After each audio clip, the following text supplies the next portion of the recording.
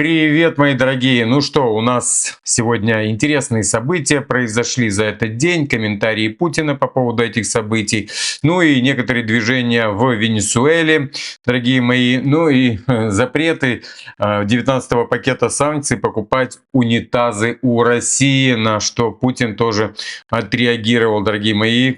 Предлагаю вам послушать, ну и потом дальше погнали. Слышали опять новое заявление президента США по поводу то ли встречи с вами, то ли не встречи с вами, по поводу украинского кризиса. Практически параллельно были введены американские санкции против российских нефтяных компаний. Сегодня Евросоюз ввел очередные антироссийские санкции, теперь уже запрещены унитазы, игрушки с моторчиками, головоломки, трехколесные велосипеды. Как вы можете все это прокомментировать? То, что отменили приобретение наших унитазов, это им дорого обойдется. Они им, в общем-то, мне кажется, были бы нужны в сегодняшней ситуации. А если они дальше будут продолжать такую же политику в отношении Российской Федерации? Окей, дорогие мои, это 10-минутный спич, есть у меня в телеграм-канале, можете посмотреть его, это с официального телеграма как раз Кремля, так что я думаю, эти фразы вы можете разобрать сами на ключевые и на какие угодно. Дорогие мои, хочу поблагодарить подписчиков, потому что дают достаточно хороших материалов. Сегодня стало известно, что в Копейске, куда прилетел дрон, его запустили из Казахстана. На самом деле, потому что уже там есть такие, знаете, собирательные доказательства этого всего, потому что российская сторона нигде не заметила на пути, то есть говорится о том, что в Казахстане действуют украинские ДРГ, которые запускают, потому что от Казахстана 150 километров до Южного Урала, то есть это представьте, какой маршрут лететь, вот, и также Зеленский там хихикает, что у них есть достаточно оружия для нанесения там 3000. И сегодня вообще я не буду ставить вам Зеленского, там пару этих прокомментирую, вот, но не больше, потому что, ну, я считаю, что не будем говорить об этом чучеле, который обманул весь народ и так далее. Окей, дорогие мои, сейчас вот тоже по поводу санкций Путин тут говорит, тоже такие вырезки сделал небольшие. Послушаем и дальше двинулись туда на Венесуэлу и все остальные вещи. Поехали. Теперь, что касается новых санкций. Во-первых, ничего нового здесь нет. Да, они для нас носят серьезный, конечно, характер, это понятно, и будут иметь определенные последствия, но существенно все-таки не скажутся на нашем экономическом самочувствии. Ну, в первую свою итерацию президентскую известно, что президент Трамп ввел тогда самое большое количество санкций, которые до тех пор вводились против Российской Федерации. Они на сегодняшний день имеют, конечно, два аспекта, и чисто политический, и экономический. Что касается политического, о чем? Ну, я скажу, что вы можете посмотреть у меня в телеграм-канале это видео, там как бы 10 минут, ну, как обычно, знаете, Путин говорит все по делу, а не как зеленые щеки дует. Ну, и такие ключевые всякие вещи, что Саудовская Аравия и Россия продают больше, чем потребляют, это укол в том, что США нужна нефть, потому что они, да, номер один по разработки нефти, это сам Путин говорил, там Россия третье место занимает после Саудовской Аравии, и что нельзя быстро заменить российскую нефть. Но я думаю, что США к этому подготавливались очень сильно, но в любом случае вы слышали, что да, это носит какой-то урон, и дальше китайские компании через моря перестали закупать нефть, это все будет теперь наземным идти путем, да, либо там через трубы пока строится, это Сибирь-2, но в любом случае Китай в игре и зависимость Китая понятна. Я хочу рассказать вам просто маленькую предысторию, то есть сюда этого всего. Там уже и Венесуэлу подключили к этому. Ну, я имею в виду к раздеванию. Все началось, наверное, с того, когда Россия и Китай уже начинают замещать гегемонию и давить на гегемонию западной коалиции, всей, даже не коалиции, а Объединенного Запада, можно так сказать, да, потому что мы видим, как он сейчас реагирует на санкции санкции, когда тот же Бессент говорит, что подключайтесь к J7. То есть он говорит Канаде, ну, англосаксам всем, да, Канаде, Австралии говорит, да, об этом, там, Новой Зеландии, ну, японцев понятно, что они идут в одной упряжке в этом всем. Но это типа J7. Там большинство как раз англоязычные страны. Так вот, что самое интересное, когда Китай начинает брать своей мягкой силой шелковой Африку, да, когда Россия берет под контроль себе Сирию, а также Венесуэла, можно так сказать, была под контролем России, потому что Россия ей помогала в разработке там мест и так далее. Кстати, Путин тоже сказал по поводу, если Америка начнет забирать активы российские, то Россия начнет забирать американские, которые находятся в России. Там еще два каких-то работает, вот они их себе очень быстро, он сказал, примут решение, там просто настолько быстро, что удивят даже этим самым. Так вот, когда Россия начала вместе с Китаем двигать гегемонию, да, там в Африке Россия двигала французов, да, вот в Венесуэле американцев подвинула, и в Афганистане американцев подвинула, то вся вот эта вот коалиция этого объединенного Запада начали возмущаться. Ну и после этого понятно, что у нас с 2014 года полная нестабильность идет в Украине, уставший народ, клоун. Вначале вот этого шоколадного Джо, потом шоколадного Джо заменили просто кем угодно, чтобы только его убрать. И вот мы получаем провокации, да, как говорится, на требования России ни дюйма на восток НАТО, начинает туда уже задвигать этого Зеленского. То есть все это для того, чтобы убрать помеху их гегемонии во всем мире. И вот они озадачивают Россию войной, а Россия сейчас полностью все стягивает, также вот сейчас они там вводят эти санкции и так далее. Но хочу вам сказать одну вещь, что игра сейчас очень сильно поменялась. Зеленский, если вы видите, он катается везде, но он никак в Киев приехать не может, потому что могут лупануть по нему, и он это прекрасно понимает. Ну и сигналы также идут. Окей, давайте о каких-то глобальных вещах это мы отдельно снимем, ну, для того, чтобы понимать, откуда пошло движение. А сейчас будем уже непосредственно по новостям, которые вот насущные у нас. США направила 2 бомбардировщика Б-1 вблизи Венесуэлы после предыдущей демонстрации атаки с участием Б-52 и F-35, сообщает Wall Street Journal. Эти миссии, оставаясь в международном воздушном пространстве, сигнализируют об усилении давления на президента Мадуро, пишет издание. Ну, сегодня российский корабль тоже подкатил туда, к берегам Германии, ну, практически, да, и там встал на якорь. Ну, недалеко, там где-то километров 20 он, или 22, насколько я помню. Если эту новость я включил, я вам ее покажу. Ну, и также они сегодня летали там возле Латвии, и Латвия там вызывать будет своих, не своих, а российских там консулов, послов и так далее. Хочу вам сказать, почему Трамп дергает Венесуэлу. Потому что многие не понимают. Во-первых, Венесуэла по ресурсам, на удивление, маленькая страна номер 1. Это чтобы вы понимали. Ну и теперь давайте посмотрим, кому продает и кому экспортирует. Ключевые данные по экспорту нефти из Венесуэлы. Главный покупатель 3, 2, 1. Китай.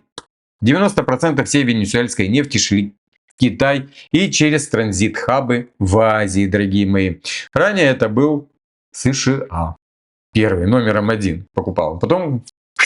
Видите, вот это называется как раз двигаем гегемонию. То есть они, вот посмотрите, как США играют, ну я имею в виду, они не хотят как-то там бороться, да, там, как Китай делает с конкуренцией. Он же войны не разводит никакие, да, он как-то мягкой силой это все делает, и нормально получается у него. А Америка не может так, им надо война. То есть если они видят, что кто-то наступает, значит война. Вот, пожалуйста, Венесуэлу у них оторвали, они за Мадуро там кучу денег дают, и вот начинают уже вводить туда войска. Дальше у нас номер 2 в Венесуэле по покупке, угадайте кто? Испания, дорогие мои. Испания. Вот причины, по которой Трамп очень не любит Мадуро. Вот причины, по которой дали эту Нобелевскую, вот этой вот там мандавошки, мы ее так назовем. Но все как раз вот идет к Венесуэле. Точнее, все дорожки идут к Китаю, но вот через Венесуэлу, дорогие мои.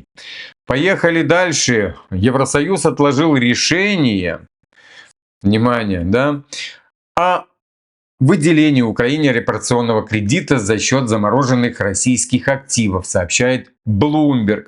По данным издания, обсуждение использования средств Центрального банка России перенесено до декабря. Причиной стало требование Бельгии предоставить дополнительные гарантии, исключающие ее финансовую ответственность по потенциальным рискам, связанным с кредитами на сумму около 140 миллиардов долларов. Я сегодня это с вами обсуждал и рассказывал, и переводил даже на русский язык, чего боится больше всего Бельгия. Там будет выступление министра непосредственно бельгийского, вы послушаете его тоже.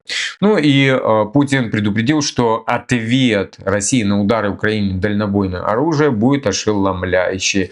Пожалуйста, это все есть в этом видео. Вот я просто маленькие фразы прочитаю. Вот.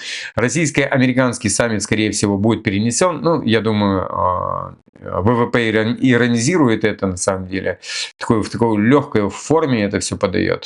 Подготовка к саммиту в Будапеште необходима, не иначе это будет ошибкой. Новые санкции не окажут значительного влияния, мы это все слышали. Диалог всегда предпочтительное продолжение войны, чем продолжение войны. Замещение российской нефти на мировом рынке требует времени. Новые санкции США – это попытка давления на Россию. Санкции – это недружественный шаг, который не способствует улучшению российско-американских отношений. Вы видели, он это все в легкой форме говорил, без злобы и так далее. Ну, у нас есть там человек, это Дмитрий Медведев, который может это такой в агрессивной форме подавать.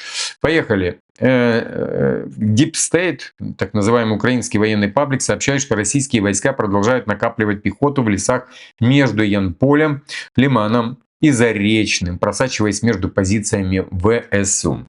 Группам российских солдат уже неоднократно удавалось добраться до окрестностей Лимана. У них есть преимущество в пехоте и FPV-пилотах.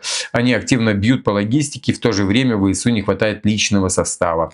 Если не обратить внимание на этот участок и потребности подразделения, то скоро в медиа мы услышим фразу «оборона Лимана». Таковы прогнозы бойцов с места. Пишут Deep State, дорогие мои. Поехали дальше. Сегодня достаточно статей, которые вскрывают все трудности Украины, дорогие мои. Погнали.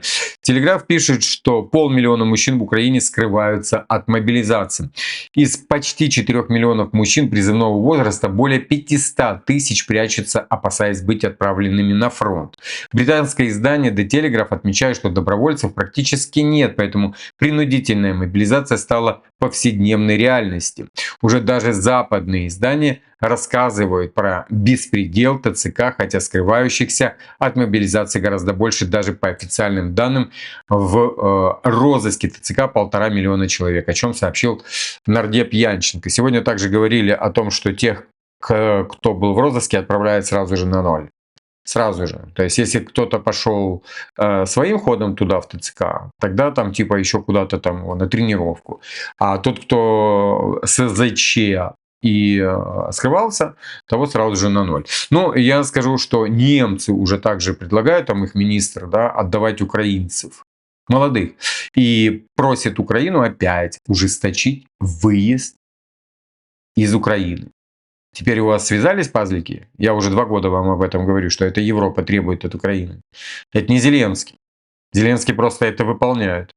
Вот объясните мне, как американский миллиардер может выделять деньги для закрытия границ украинских, если это не монетизационная часть. И многие солдаты скажут, военные, которые на нуле были, они скажут, что пограничники, которые охраняют, ухилянтов, не дают им убежать, более обеспечены всем, чем они там все ходят. Вот 17-й iPhone вышел, они уже 17-м айфоном ходят. Все эти пограничники. Намного лучше, чем обеспечение идет непосредственно там на поле боя. И вот ответьте мне, в чем интерес? Да интерес в том, чтобы мясо не убегало, чтобы его полностью в топку кидать. Вот в чем интерес. Поэтому Европа просит, Урсула фон дер Ляйен через специальные каналы просит для того, чтобы Украина никого не выпускала. А они выполняют, те им бабки дают даже, чтобы они не выпускали никого. А как вы думаете, откуда деньги рвы рыть? Зачем ров с Венгрией? Объясните. Или с Польшей. Зачем они что они нападут на нас? Нет, это чтобы не убежал ухилян. Или с Молдавией зачем ров? Если они там все вместе там идут в Евросоюз, дорогие мои. Ну вот непосредственно сам Трамп пишет о Венесуэле. Скоро будет проведена наземная операция в Венесуэле. Ну, интересно, да, там Рубикон тоже есть. Посмотрим, как американцы будут с Рубиконом. Ну и вот пока у нас там Донни страдает, кое-чем Минобороны России заказала партию из 56 ракет ЗМ, точнее 3М14С калибр с ядерными боеголовками. Их должны изготовить до конца 2026 года. Это паблик милитарный. Также Россия активно наращивает запасы ракет для оперативно-тактического комплекса «Искандер-М». Стало известно о как минимум 7 типах ракет с различными боевыми частями, осколочно-фугасными, кассетными и специальными, то есть тактическими. Ну, Путин уже ответил, что будет очень-очень больно, если кто-то лупанет туда. Ну и вот уже есть эксперты военные, которые рассказывают про Покровск. Это первые сигналы. Покровск утратил стратегическую ценность, сообщил военный эксперт Павел Лакейчук. То есть это первые сигналы, что Покровск уже. Поехали. Вот брюссельский министр, который заявляет о том, что это премьер даже Барде Вевер. Слушаем. Well, I'm looking forward to the discussion on the immobilized assets, not the frozen assets. There's a big difference. The sovereign assets, there's the idea of confiscating them to give them to Ukraine.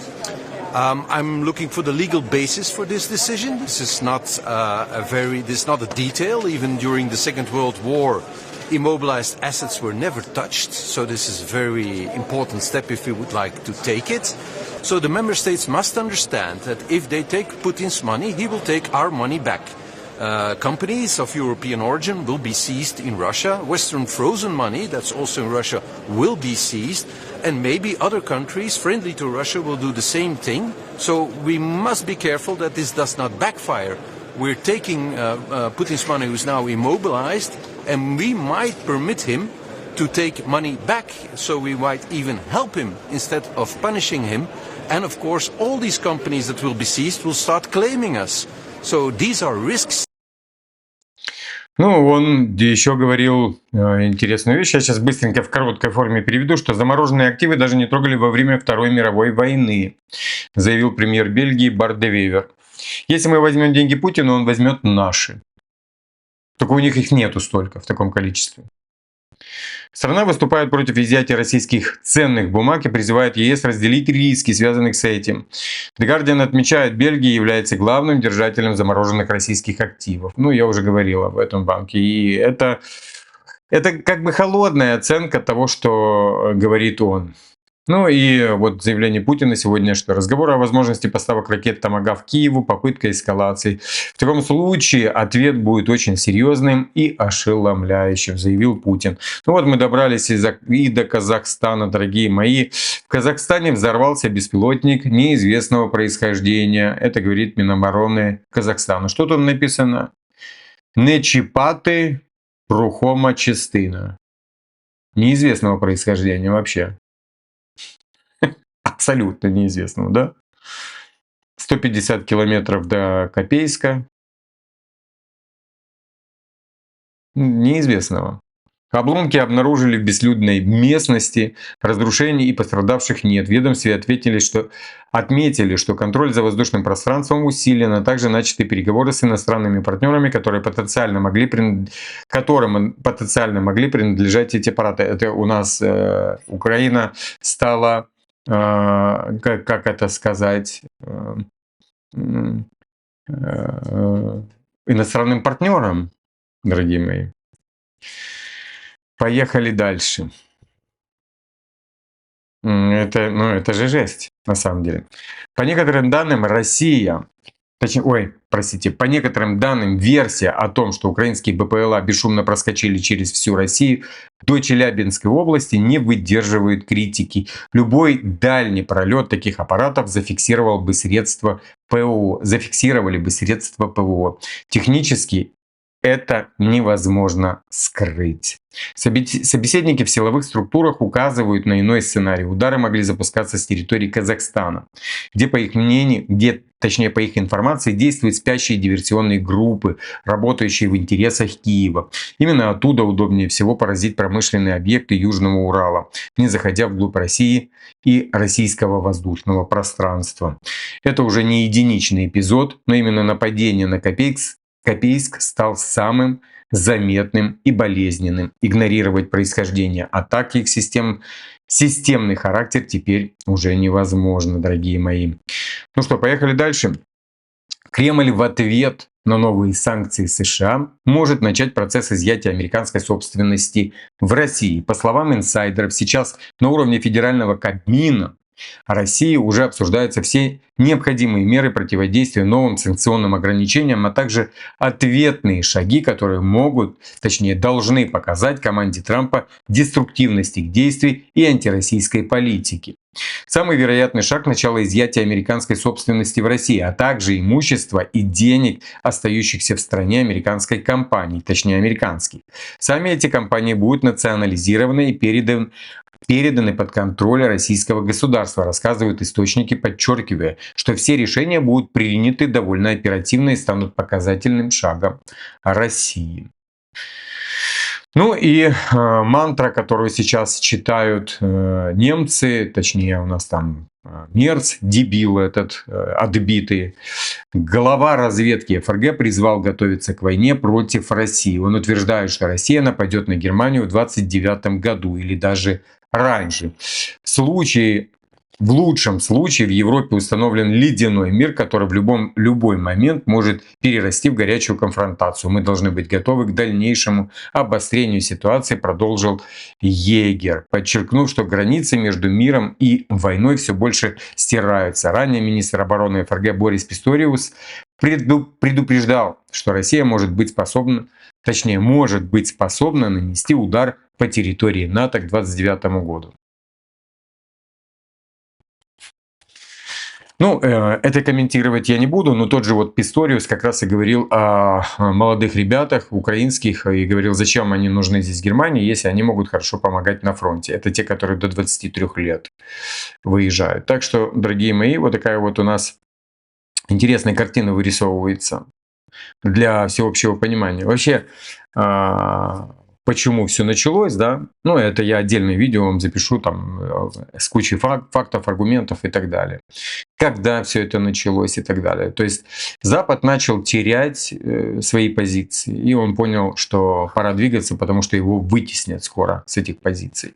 И Трамп — это не антидот тому же Байдену, это просто его продолжение. Байдена, только более активная и хитрая, которая извивается постоянно и ведет какую-то игру постоянно. Ну, вы знаете, дипломатии и опыта дипломатического больше у Путина. Так что Трамп, да, постоянно заводит обещания, постоянно показывает России какие-то открытые двери, там куда-то звонит и что-то еще, а на самом деле просто тянет время для подготовки там ВПК, экономики, да, для того, чтобы можно безболезненно было вменять санкции, какие-то применять санкции, да, то есть вот то, что произошло с Лукойлом и Роснефтью. Это как раз то, что я и говорил вам, да, сегодня с утра, что это была спецоперация, то есть водили за нос Россию, рассказывая про то, что сейчас примут их условия. Вот так ее водили за нос, да, и посадят Зеленского за там, стол переговоров, и также там, вы помните, да, то в Турции, то где-то там еще в Катаре, то и там, и то там они приезжали, да, в Риаде, то где угодно, да, это просто игра. Игра, которая показывает России, что вот Америка готова тоже идти за стол мирных переговоров и вот поможет России усадить Зеленского за стол переговоров. А между этим всем делом они как раз там и Европу переключают, да, и продают Европе кучу оружия, да, откуда там бюджеты у них там растут. И европейцев сейчас предупреждают, что скоро будет война. И подготовка там всех этих нефтяных стран к тому, что вот будет недостаток, чтобы они наращивали максимально. И завоевание той же Венесуэлы, понимаете, чтобы компенсировать российскую нефть и побрить Китай.